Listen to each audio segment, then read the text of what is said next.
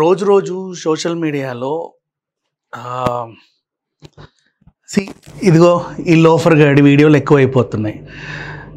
ఎక్కువ ఎక్కువ అంటే ఎక్కువేం చేయట్లేదు, వాడు కూడా తక్కువే చేస్తున్నాడు. అంటే ఒక జర్నీని యూటిలైజ్ చేసుకుంటూ రోజుకు 2 3. బట్ ద రీజన్ మాట్లాడే మాటలు, టార్గెట్ చేసే వ్యక్తులు ఇవన్నీ చూస్తుంటే అరే మనం ఏంటి ఈ సమాజంలో ఇంకా అసహ్యం వేస్తుంది సీరియస్లీ చెప్పాలంటే. Why? Because why people are owning him అనేది అర్థం కావట్లా. నీకు బాగా నిన్న సరే వాడి అడ్రస్లు నెంబర్లు నేను ఏదో పెట్టా, అది వాడు మారిస్తే ఇంకోటి పెడతా. ఆడి ఇంటి నెంబరే 420 అంటే 20ఏలే, ఇంట్లో 4 ఉంటారు కాబట్టి అట్లా 420. సరే వాట్ ఎవర్, వాడి గురించి మనకి ఎందుకులే. కానీ రీజన్ ఈ బూతుగాడిని తిడితే ఒక పార్టీకి సంబంధించిన మనుషులందరూ కూడా వీడి వెనకాల వచ్చి క్లాప్స్ కొడుతున్నారు. Why people are owning him అనేది. రాజకీయాలు మాట్లాడవచ్చు, ప్రాబ్లం ఏం లేదు. రాజకీయాలు ఎంత హెల్తీగా ఉండాలంటే, ఒకప్పుడు చూడండి అసెంబ్లీలో ఉమ్మడి ఆంధ్రప్రదేశ్ ఉన్నప్పుడు వైఎస్ఆర్ గారు, చంద్రబాబు నాయుడు గారు, రోషయ్య గారు, దేవేంద్ర గౌడ గారు, అంటే ఒక బ్యూటిఫుల్ వాతావరణం అది. ఇంకా చెప్పాలి అంటే పొద్దంతా అసెంబ్లీలో ఎంత కొట్టుకున్నా కూడా సాయంత్రం మళ్ళీ టీ పార్టీలో కలిసేవాళ్ళు.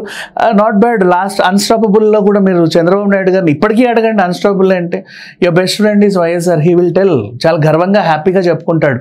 He knows even he son is in the politics, తనకు అపోజిషన్లో ఉన్నాడు అయినప్పటికీ కూడా వాళ్ళ నాన్న నా ఫ్రెండ్ అని చాలా గర్వంగా చెప్పుకుంటాడు. ఈవెన్ అదే కృతజ్ఞత షర్మిల గారికి ఉండి వాళ్ళ ఇంట్లో ఏదన్నా ఫంక్షన్స్ జరిగితే వచ్చి బొకే ఇచ్చి ఆహ్వానిస్తుంది. ఇట్స్ హెల్తీ రాజకీయం. ఈవెన్ మీకు చాలాసార్లు చెప్పాను నేను, మళ్ళీ రోజా నాగబాబు గారి ఎగ్జాంపుల్ కూడా. ఆ టైంలో పవన్ కళ్యాణ్ గారు వీళ్ళకి అపోజిషన్ పార్టీలో ఉన్నప్పటికీ కూడా వాళ్ళ అన్నయ్యతో కూర్చొని హాయిగా నవ్వుకుంటూ ఒక షో చేసింది.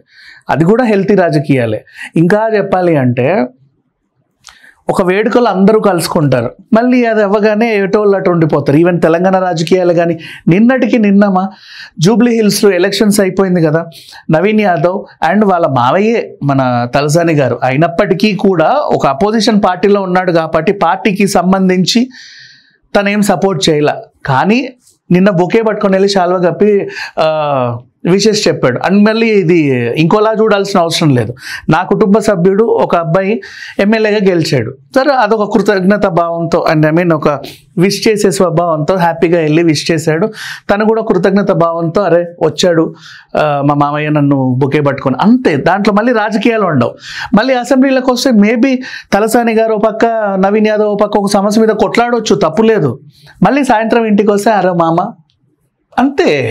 రాజకీయాలు వేరు, మన పర్సనల్ జీవితాలు వేరు. ఇంకా చెప్తున్నా వినండి, మళ్ళీ పురంధరేశ్వరి గారి ఇంట్లో వాళ్ళ హస్బెండ్ అండ్ వైఫ్ ఇద్దరు చెరో పార్టీలో ఉండేవాళ్ళు, అయినప్పటికీ ఒక ఇంట్లో కలిసి ఉండేవాళ్ళు. సో ఎప్పుడు కూడా రాజకీయాలు వేరు, పర్సనల్ లైఫ్స్ వేరు. అండ్ రాజకీయంలో ఎవరైనా సరే ఒక పార్టీని ఉద్దేశించి బయటకు వచ్చి ఏమన్నా మాట్లాడారు అంటే ఆ పార్టీ కార్యకర్తలు ఏం చేయాలంటే ఆ సమస్య గురించి మాత్రమే మాట్లాడాలా. తను మాట్లాడింది కరెక్ట్ కాకపోతే దాన్ని ఎదిరించండి. అండ్ ఇంకా ప్రజా సమస్యల గురించి పోరాడండి, ధర్నాలు చేయండి, నిరసనలు చేయండి, రోడ్ల మీదకి రండి, రాస్తారోకోలు చేయండి, ప్రభుత్వాన్ని ప్రశ్నించండి. ప్రభుత్వం పట్టించుకోకపోతే ఈవెన్ దున్నపోతుకి లేఖిస్తున్నామని కూడా నిరసనలు వ్యక్తం చేయండి. ఎన్నెన్న చేయొచ్చు, దిష్టి బొమ్మలు దహనం చేయండి. ఇది ఎప్పుడో మనం చూసిన రాజకీయం. నిజంగా చెప్పాలంటే ఇప్పుడు జరగట్లా అలా. ఇప్పుడు ఎలా ఉందంటే పర్సనల్ అటాక్స్. రాజకీయాల్లోకి వచ్చింది ఒక మనిషి, ఆ మనిషిని పక్కన పెట్టేసి ఆ మనిషి వెనకాలన్న కుటుంబాన్ని, ఆ మనిషి నీ దగ్గర ఉన్న ఆడవాళ్ళని అందరినీ తిట్టేస్తున్నారు. అదే రాజకీయంలోకి ఒక ఆడ మనిషి వచ్చిందంటే ఇంకా విపరీతం, ఇక చెప్పాల్సిన అవసరం లేదు. ఈ రకంగా టార్గెట్ చేస్తా, బూతులు మాట్లాడతా, బాడీ షేమింగ్ చేస్తా, ఇంకా వల్గర్ లాంగ్వేజ్లు మాట్లాడతా ఉన్నవాళ్ళు సరే ఉంటే ఉన్నారు. వాళ్ళు రాజకీయాల్లో కూడా ఉండరు, ఎక్కడో వీడిలాగా ఏడో ఉంటారు, అడవిలో ఇంకో గ్రహంలో ఉంటారు. ఆ గ్రహం నుంచి వీళ్ళు మాట్లాడే మాటలకి ఇక్కడున్న వాళ్ళు ఎందుకు మా వత్తాసు పలకడం? అంత అవసరమే ఉంది చెప్పండి. Why you are owning him? ఇదే నేను లాస్ట్ వీడియోలో కూడా చెప్పా. ఇట్లాంటి వాళ్ళకి సపోర్ట్ చేస్తే ఏమంటాను తెలుసా, ఈడే వీళ్ళు ఉన్నాడంటే వీడి ఫాలోవర్స్ ఎలా ఉంటారో మీరు ఎందుకు ఫాలో అయ్యి అలాంటివి తెచ్చుకోవాలి? అంత అవసరమే ఉంది. అండ్ వన్ మోర్ థింగ్, మాట్లాడే మాటలు ఎలా ఉన్నాయో మీకు అందరికీ తెలిసిందే. అండ్ ఒకటి చెప్పాలనుకుంటున్నా, వీడింట్లో ఇద్దరు మహిళలు ఉన్నారండి, ఇద్దరు ఆడ మనుషులు ఉన్నారు, కూతురు వాళ్ళ wife. They are not safe with him. అది మీరు గుర్తించాలి ఒకసారి. వాళ్ళు గుర్తించుకుంటే చాలు. ఐఎమ్ ఇంకా వెరీ హ్యాపీ. బికాజ్ ఒక ఆడదాన్ని బాడీ షేమింగ్ చేస్తాడు, డాగీ స్టైల్ అంటాడు, బర్రె అంటాడు, ఇంకేదో అంటాడు, ఇంకా నీచంగా అవయవాల గురించి మాట్లాడతాడు. ఎవడు కనిపిస్తే వాడితో రంకులంట కడతాడు. ఆడది కనిపిస్తే చాలు ఆవిడని ఒక ప్రాస్టిట్యూట్ లాగా డీల్ చేస్తాడు, ఒక వేషలా డీల్ చేస్తాడు, లేదా కామంతో కొట్టుకు చచ్చినట్టుగా ఇంకో రకంగా డీల్ చేస్తాడు. ఎటు తిరిగి అటు తిరిగి ఇటు తిరిగి రంగు బాగోతాలే ఉంటాయి. అంటే ఒక మనిషి కామంతో ఇంతలా కొట్లాడుకుంటుంటే ఇతడి ఇంట్లో మిగతా మహిళలు సేఫా, తన కూతురు సేఫా అనే దాని మీద డౌట్ వస్తుంది. వై? బికాస్ వీడి దగ్గర లైక్ జంతువులే సేఫ్ కానప్పుడు ఆడవాళ్ళని ఎలా డీల్ చేస్తాడు? అండ్ ఇంకొకటి, నిన్న భగవత్ కేసరి సినిమా చూసా రాత్రి, ఎందుకో సరదాగా చూడాలనిపిస్తే అలా చూసా. దాంట్లో బాలయ్య చెప్పినటువంటి మెసేజ్ ఏదైతే ఉందో నిజంగా అనిపించింది నాకు. వెంటనే మళ్ళీ వీడి గుర్తొచ్చాడు. అంటే వీడు అలాంటి వాడే. మనుషుల్లో ఇప్పుడు ఈ అత్యాచారాలు ఆడవాళ్ళ పట్ల ఇట్లాంటివన్నీ ఎవడు చేస్తున్నాడు? మానవ రూపంలో ఉన్న మృగాలు చేస్తున్నాయి. ఆ మృగానికి ఆడది ఇంకో రకంగా కనిపిస్తున్నసరికి అలాంటివన్నీ చేస్తుంది విరుచుకుపడి. బయటి ఆడవాళ్ళే వీడికి అలా కనిపిస్తే, ఎప్పుడో ఒకప్పుడు కనబడే వాళ్ళే నీకు అన్ని రకాలుగా కనిపిస్తే, రోజు నీ ఇంట్లో ఉండే ఆడవాళ్ళు నీకు ఇంకెన్ని రకాలుగా కనపడవచ్చు? నీకు ఆడది తల్ల, పెళ్ళామ, చెల్ల, అక్క, కూతుర, అత్త, అమ్మమ్మ అనవసరం కదా, మనవరాల అనవసరం కదా. నువ్వు నీ చూపులో వక్రతత్వం ఉన్నప్పుడు, వక్రంగా చూస్తున్నప్పుడు, the people, women stay with him unsafe. ఎవరైనా సరే, తల్లైనా సరే, మనవరాలైనా సరే, వీడితో ఉండడం అన్సేఫ్. అది వాళ్ళు గుర్తుపెట్టుకుంటే మంచిది. సరే, అది వాళ్ళ ఇష్యూ. అండ్ వాళ్ళ ఇష్యూ కాదు, మాట్లాడుకోవాలి. ఎందుకంటే ఇట్లాంటి వాళ్ళు సమాజానికి ఏదో ఉపయోగం అని మీరు అనుకుంటున్నారే తప్పితే అసలు ఏమీ లేదు. ఏం చేస్తాడు వీడు? పొద్దున్న లేస్తే ఏం చేస్తాడు చెప్పు? పొద్దున్న లేస్తే ఇది పెట్టుకుంటాడు, ఎవడో ఒక గొట్టంగానికి ఫోన్ చేసి ఏరా ఏం జరుగుతుంది అక్కడ అని అడుగుతాడు. వాడు అసలు ఏం జరిగిందంటే అన్నా చాలా జరిగిపోతుందని వాడు చెప్పడం, వీడు వాళ్ళని టార్గెట్ చేస్తూ వీడియోలు చేయడం. అందులో పోనీ వీడియోలు చేయమను, నువ్వు చేయరా, తప్పులేదు. కాకపోతే ప్రజా సమస్యల గురించి, అక్కడ అది ఉందంట, ఇది ఉందంట, ఆ వాగు తెగిందంట, వంక తెగిందంట, వర్షాలంట, అల్పపీడనం అంట, ఏం చేస్తున్నారు మీరు? అక్కడ అదేదో ప్రాజెక్ట్ అంట, అది కట్టలేదంట, నేనేదో శంకుస్థాపన వేశారు, ఎందుకు? ఇక్కడ ఏదో ఖర్చు పెడుతున్నారు, అది అనవసర ఖర్చు, మాకు అక్కర్లేదు. ఇక్కడ ఇంకేదో మీరు ఒక ప్రతిపాదన తెచ్చారు, దాన్ని మేము వ్యతిరేకిస్తున్నాం. హెల్తీ రాజకీయాలు. దాన్ని కొంచెం ఇంకా గట్టిగా కూడా విమర్శించవచ్చు, ఘాటుగా విమర్శించవచ్చు, కానీ బూతుగా మాత్రం మాట్లాడకూడదు. బూతుగా విమర్శించొద్దని కూడా అనలేదు. ఎందుకంటే బూతు అనే పదంలోనే విమర్శ ఉండదు. విమర్శకి ఇక నెక్స్ట్ లెవెల్కి వెళ్తే బూత్ వస్తుంది, బూతులో విమర్శలు ఉండవు. సో ఘాటుగా విమర్శించండి.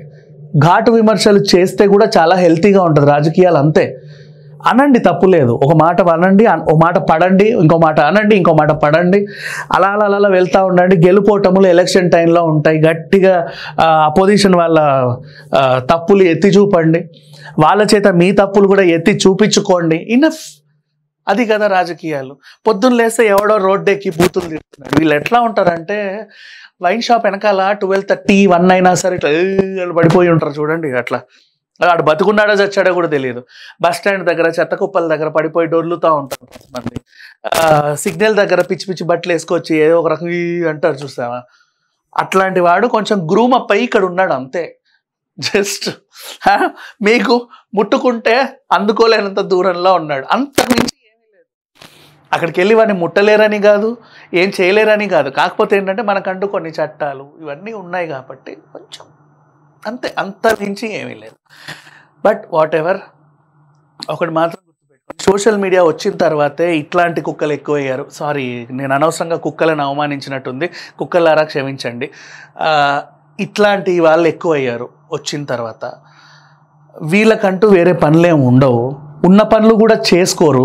ఆ పనులు చేసుకుంటూ కూడా ఖాళీ టైంని యూటిలైజ్ చేసుకుంటారు. లైక్ జర్నీస్ కానీ ఇంకేమన్నా టైమింగ్స్ కానీ ఉంటే ఎక్స్ట్రావి యూటిలైజ్ చేసుకుంటూ ఉంటారు. సంబంధం లేకుండా అసలు మీ దగ్గరికి నేను రాను అన్నోడు మీ గురించి మాట్లాడుతున్నాడు. ఒక రాష్ట్రంలో మీరు ఉన్నారు, ఒక వర్గాన్ని రెచ్చగొడుతూ ఇంకో వర్గం మీదకి వదులుతున్నాడు. మళ్ళీ వాళ్ళని మీ మీదకి, వీళ్ళని వాళ్ళ మీదకి, మనుషుల గొడవలు పెడుతున్నారు. మనుషుల గొడవ పెట్టాలంటే కులమో మతమో అక్కర్లేదు, రాజకీయం ఉన్నా చాలు. చివరికి ఓ బిగ్ బాస్ ప్రోగ్రామ్ లాంటిది వచ్చినా సరే నా కంటెస్టెంట్ కొట్టుకున్న జనాలు ఉన్నారు మన దగ్గర. ఒక హీరో మా హీరో గొప్ప అని కొట్లాడుకునే జనాలు ఉన్నారు ఇక్కడ. దీన్ని ఇట్లాంటి వాళ్ళు యూటిలైజ్ చేసుకొని ఈజ్ ఎ హ్యూమన్ టెర్రరిస్ట్. ఇలాంటి వాళ్ళు యూటిలైజ్ చేసుకొని మనిషికి గొడవలు పెట్టి వీడు వాడిని గుద్దేలాగా, వాడు వీడిని గుద్దేలాగా, వీడు వాడిని చంపేలాగా, వాడు వీడిని చంపేలాగా చేసి ఎక్కడో వేరే దేశాల్లో ఉంటూ ఆనందాన్ని పొందుతూ ఉంటారు. అది వీళ్ళ మెంటాలిటీ. ఇట్లాంటి వాళ్ళకు కూడా మీరు వత్తాసులు పలుకుతా అదేంటిది అన్నా నీ ధైర్యానికి మెచ్చుకున్నాం, నీది అసలు ఎంత పెద్ద ధైర్యం గుండా అన్న అదన్నా ఇదన్నా ఏంటి మాట్లాడేది. ఒక్కసారి రియలైజ్ చేసుకోండి, రేపటి రోజు నీ ఇంట్లో మనుషుల గురించి కూడా అలాగే మాట్లాడతాడు వీడు. పొరపాటున ఇప్పుడు సరే ఫర్ ఎగ్జాంపుల్ ఈరోజు మీరు ఒక పార్టీలో ఉన్నారు, ఒక్క నిమిషం, ఈరోజు ఒక పార్టీలో ఉన్నారు, మీరు అభిమానించే మీ నేత సడన్గా పార్టీ షిఫ్ట్ అయ్యాడు, ఓకేనా, వేరే పార్టీకి షిఫ్ట్ అయ్యాడు అనుకుందాం. అప్పుడు మీరందరూ మీ నేతతో పాటు అటు వెళ్ళిపోవాలి.